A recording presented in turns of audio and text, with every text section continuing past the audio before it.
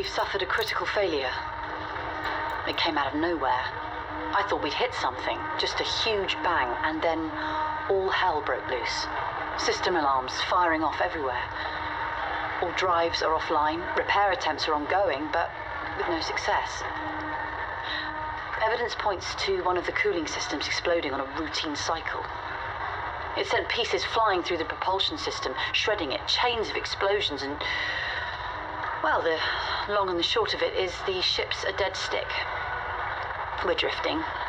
No engine. No means of altering course. I guess we're lucky the power plant didn't go up, or we wouldn't be alive to make reports.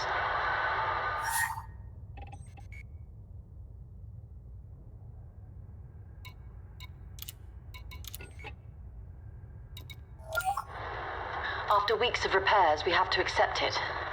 The Lazarus is not going anywhere. So we have two choices open to us. We can stay on board, floating aimlessly in space. There are enough renewable resources for generations, but it's not an infinite supply. The Lazarus wasn't a top-of-the-line ship. There was only enough capital to get the basic ship built and stocked up for the intended travel time. We added some contingency, but that will only give us, say, another 10 years. So maybe it'll be our great-grandkids that'll have to deal with the problem. I don't like that idea. I couldn't bear with it being another generation's problem to solve while we use up all the resources. So that leaves option number 2. We harvest the ship and build as many usable lifeboats as we can. This thing was designed to be dismantled to make our settlements when we reached our destination. Once we have all we need from the ship, we should be able to reach a planet, as long as it's not too far away. We've done some scans, and there are habitable worlds in the region that we can aim for. It'll take months, maybe years, but I think it's the best option. After all, we have the time, and giving people hope is a powerful tool.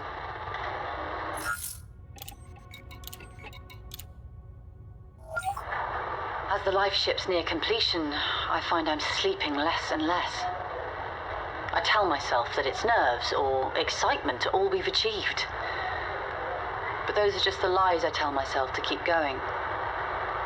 The real reason I can't sleep is that I know what's to come.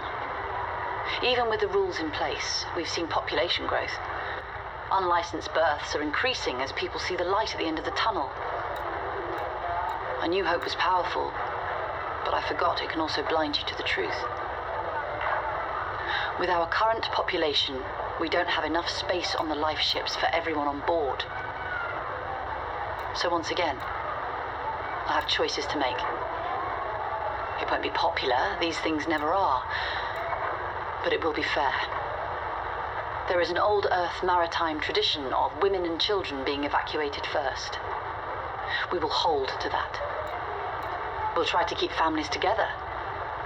From those that remain, volunteers will be requested. I can only hope that covers the deficit.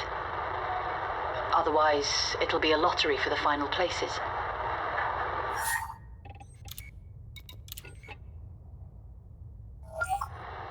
The last of the life ships has launched. Each has a destination well within their calculated range. We thought it best to have multiple destinations, not putting all our eggs in one basket, so to speak. All we can do for them now is hope. Hope that they make it. Hope that the planets they land on are hospitable. Hope that they thrive and grow. For us that remained on board, there is no more hope.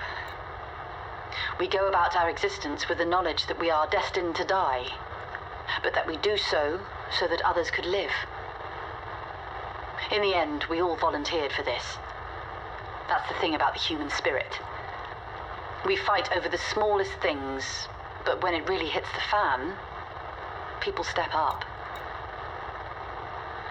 This is our last log. I won't document our demise. This is not our story anymore. It belongs to those out there heading towards a new life. It's a story of hope, triumph over adversity and how we came together as a community to give them a chance out here.